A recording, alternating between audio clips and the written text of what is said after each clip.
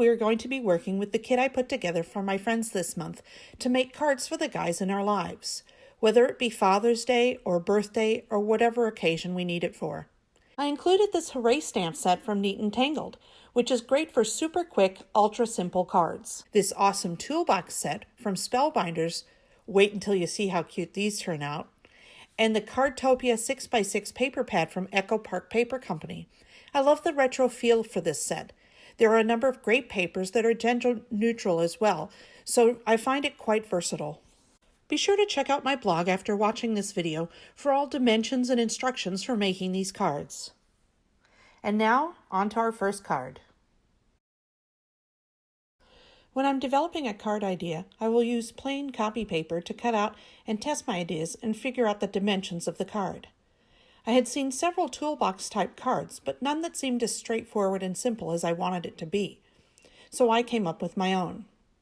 I started with a 4 by 5 inch card base of red cardstock, which I attached 4 wheels to. I created the wheels by punching 4 3/4 inch circles from black cardstock and 4 1/2 inch circles from white and gluing them together. I lined up 2 wheels behind the front of the card and 2 wheels behind the inside panel, making sure they lined up so the card could stand easily. I prepared everything to build the rest of the card before assembling. I used the Holtz KRAFT metallic silver paper to cut out each of the tools and then repeated that in yellow cardstock to cut and paper piece the handles. This provided awesome contrast to the front of my card.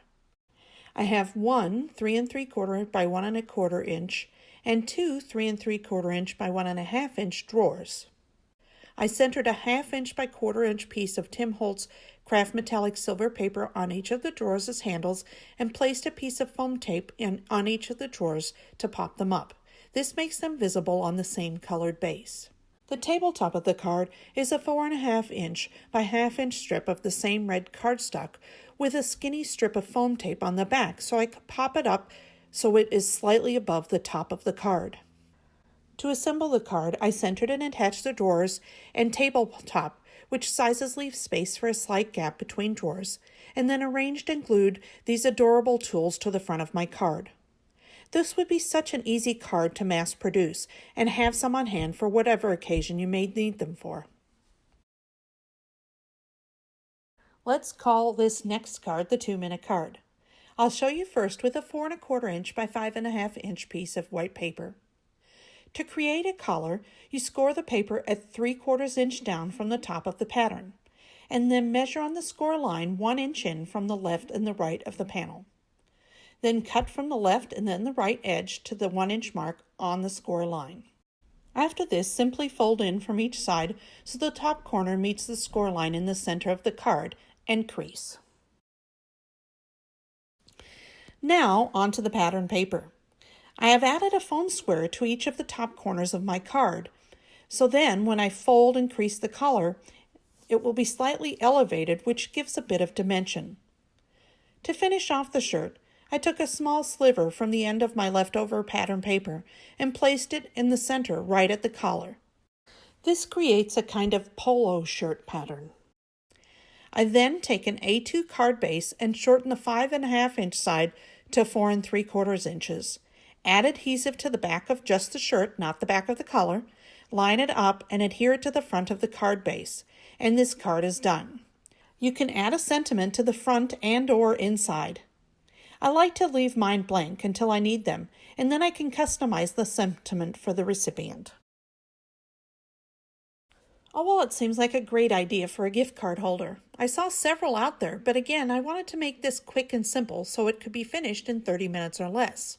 I actually came up with one that can be done in 5 minutes or less. First, let's do the 5-minute wallet card.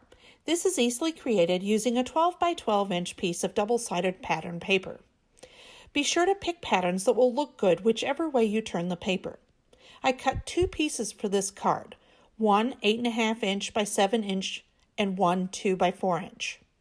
I took the large piece and scored it at 4 1/4 inches on the 8 1/2 inch side and then at 3 inches on the 7 inch side. I then folded the 3 inch piece up, and then while still folded, I folded the 4 1/4 inch crease. To make a nicer close to the card, I cut a slight V shape at the center crease of the inside flap. The next step is to put 1/8 inch score tape on both outside edges of the 3-inch flap and carefully line them up and adhere them. I then rounded the 4 outside corners with my 1/2 inch corner chomper.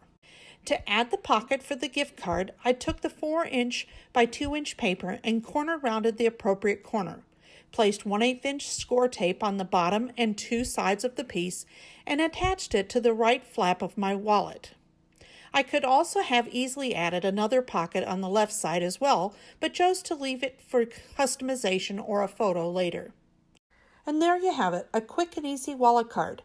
It has space for a note, cash, and also a gift card. I also created this other version that uses cardstock and the CARTOPIA pattern paper. All the measurements for the layering pieces are available on the blog. As you can tell, this wallet would take a little bit longer, but I still think it's possible to finish it in the 30-minute time frame I had allotted for myself. This last card is as simple as it gets. Take an A2 card base, add a 4 by 5.5 inch panel of pretty paper, and top it off with a large fun sentiment stamped and heat embossed on vellum. Hide your glue behind the big letters on the vellum and attach to the center of the card front. These vellum sentiments would also be great to jazz up those inexpensive simple gift bags from Target. I make a whole stack and set them aside for when I need a card or a gift bag and I'm ready to go. And there you have it, some fast and furious cards for the guys. Just keep this video handy for those times you need to make a quick card. I also think these can be great girl cards. Imagine a flowered polo, and I'm looking forward to making the tool chest in purple with pink tools. I'll post a picture on Instagram when I do. For more information, please visit my blog at www.perkypennypapers.com and follow my Instagram at perkypennypapers. If you enjoy this video, please like it and share it, and subscribe to my channel to see when new videos are uploaded. A list of supplies is available in the description of this video. Thank you so much for spending your time with me today.